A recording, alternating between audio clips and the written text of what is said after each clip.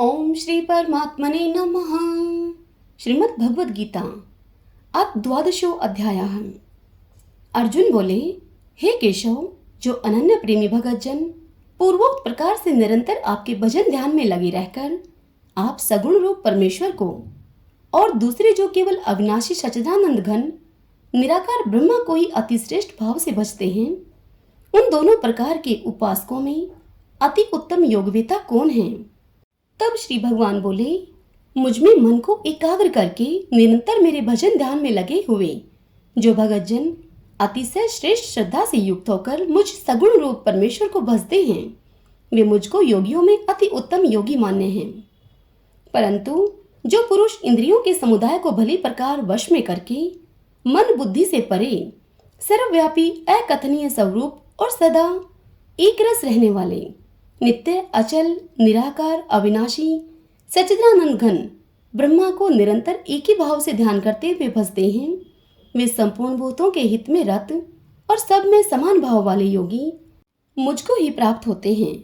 उन सच्चिदानंद घन निराकार ब्रह्मा में आसक्त चित्त वाले पुरुषों के साधन में परिश्रम विशेष है,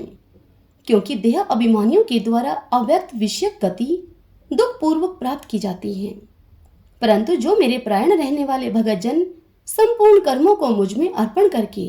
मुझ सगुण रूप परमेश्वर को ही अनन्य भक्ति योग से निरंतर चिंतन करते हुए भजते हैं, हे अर्जुन, उन मुझ में चित्त लगाने वाले प्रेमी भक्तों का मैं शीघ्र ही मृत्यु रूप संसार समुद्र से उद्धार करने वाला होता हूँ। हे अर्जुन, तू मुझ में अपने मन को लगा और मुझ में ही बुद्धि को लगा, इसके उपरांत तू मुझ में ही निवास करेगा, इसमें कुछ भी संशय नहीं है। यदि तू मन को मुझ में अचल स्थापन करने के लिए समर्थ नहीं है तो हे अर्जुन, अभ्यास रूप योग के द्वारा मुझको प्राप्त होने के लिए तू इच्छा कर, और यदि तू उपयुक्त अभ्यास में भी असमर्थ है तो केवल मेरे लिए कर्म करने के ही प्रायण हो जा। इस प्रकार मेरे निमित्त कर्मों को करता हुआ भी मेरी प्राप्ति रूप सिद्धि को ही प्राप्त होगा। यदि मेरी प्राप्ति रूप योग के आश्रित होकर उपयुक्त साधन को करने में भी तू असमर्थ है तो मन बुद्धि आदि पर विजय प्राप्त करने वाला होकर सब कर्मों के फल का त्याग कर दे। मर्म को न जानकर किए हुए अभ्यास से ज्ञान श्रेष्ठ है, ज्ञान से मुझ परमेश्वर के स्वरूप का ध्यान श्रेष्ठ है, और ध्यान से भी सब कर्मों के फल का त्याग श्रेष्ठ है, क्योंकि त्याग से तत्काल ही परम शांति होती है। जो पुरुष सब भूतों में द्वेष भाव से रहित, स्वार्थ रहित, सबका प्रेमी और हेतु रहित दयालु हैं तथा ममता से रहित हैं, अहंकार से रहित हैं, सुख दुखों की प्राप्ति में सम और क्षमावान हैं, अर्थात अपराध करने वाले को भी अभय प्रदान करने वाला है, तथा जो योगी निरंतर संतुष्ट है, मन इंद्रियों के सहित शरीर को वश में किए हुए है और मुझ में दृढ़ निश्चय वाला है, वह मुझ में अर्पण किए हुए मन बुद्धि वाला मेरा भगत मुझको अति प्रिय है, जिससे कोई भी जीव उद्वेग को प्राप्त नहीं होता और जो स्वयं भी किसी जीव से उद्वेग को प्राप्त नहीं होता, तथा जो हर्ष अमर्ष भय और उद्वेग आदि से रहित हैं, वह भगत मुझको प्रिय है। जो पुरुष आकांक्षा से रहित, बाहर भीतर से शुद्ध, चतुर,